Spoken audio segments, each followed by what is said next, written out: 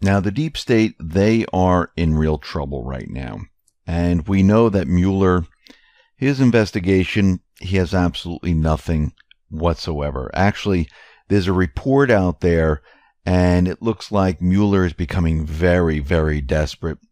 And what is happening here is that he's blaming Paul Manafort for tampering with witnesses, even though it was Mueller who was tampering.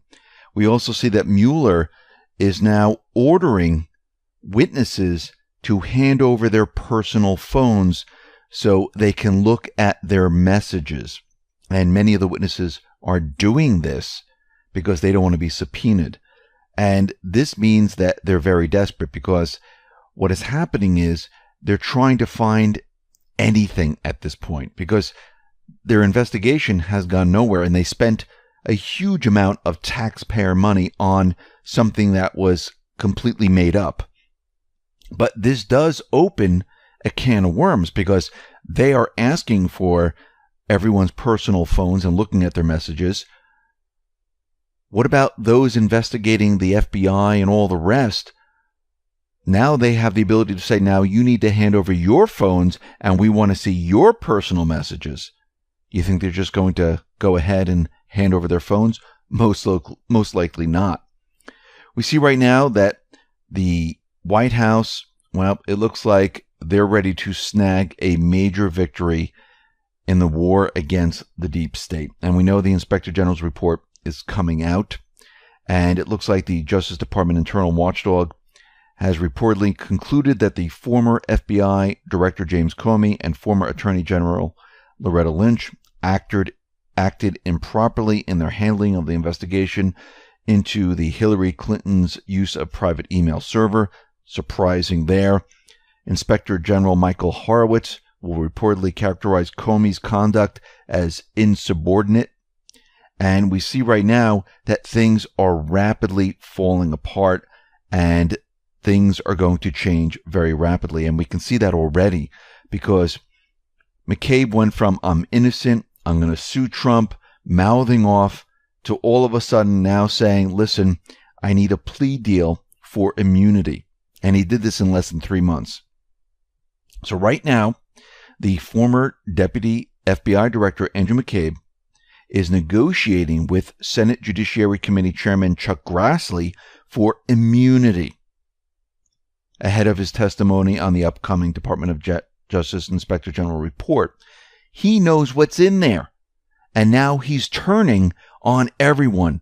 You know, the deep state is very worried about this at this point, which means that he's going to be pointing the fingers at Comey. He's going to be talking about Clinton. He's going to be talking about everyone. Actually, he might not be alive for that much longer, because we know with the Clintons' track record, people usually end up dead. We also see with Obama that the Senate, they were probing into Obama's secret Iran deal, and it looks like Obama sidestepped U.S. sanctions. The same sanctions that were placed on Iran, he sidestepped.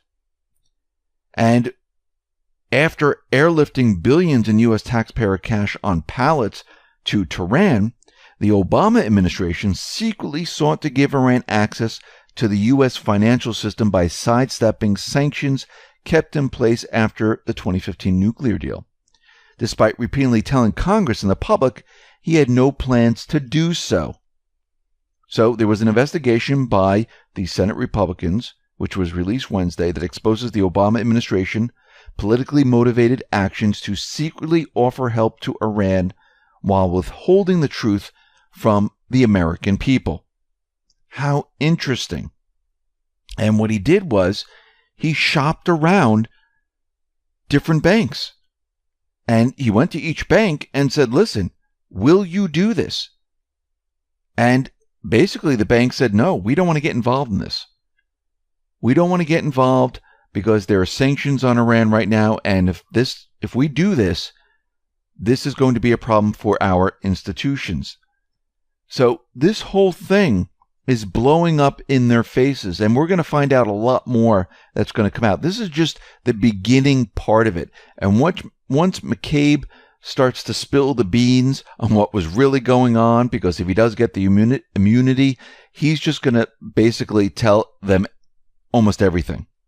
And everyone's going to know everything that has been going on. So we can see right now, the deep state, they are in trouble at this point. What is happening around the world? Well, let's take a look for a second. We've been reporting on this.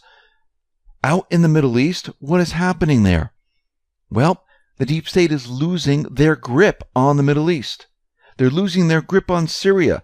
Their paid army that they used to push terror across the Middle East is falling apart.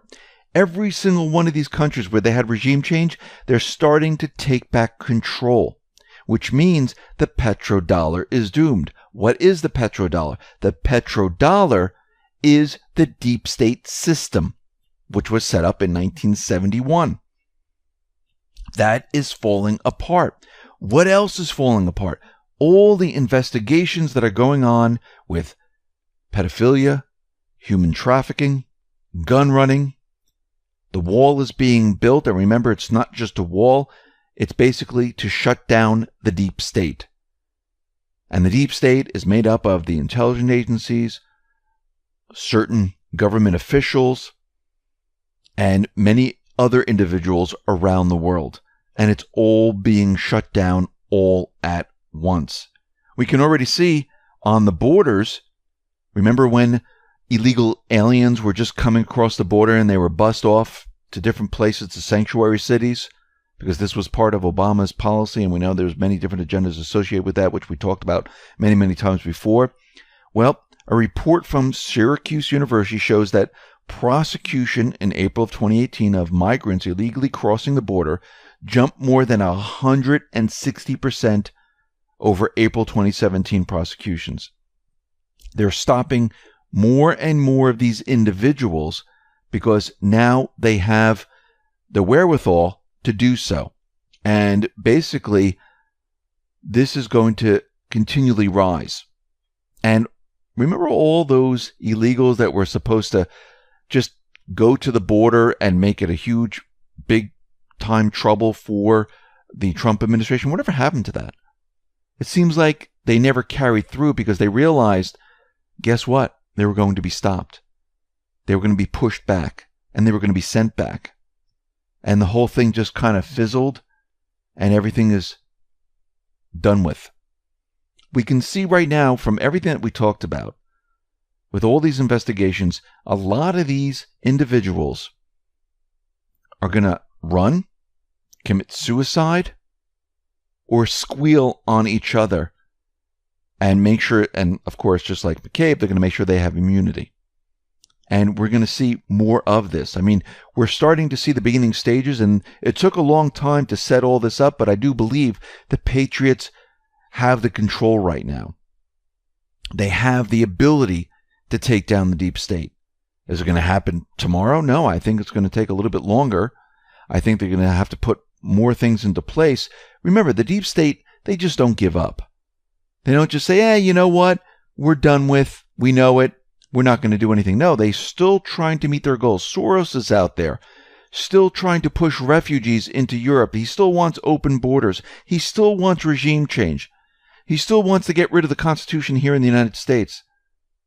And it looks like Putin is calling out Soros, saying, we know what you've done. We know everything about you. We know that you push regime change in all these countries. Putin was on an Austrian TV show, and he started to talk about George Soros.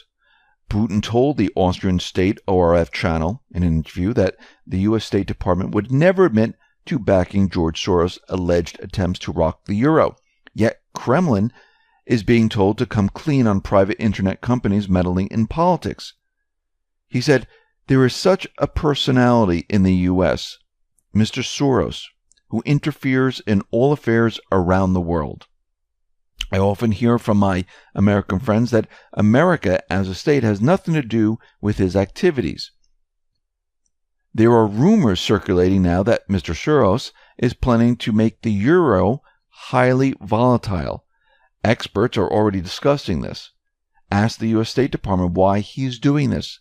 The State Department will say that it has nothing to do with them. Rather, it is Mr. Soros, his private affairs.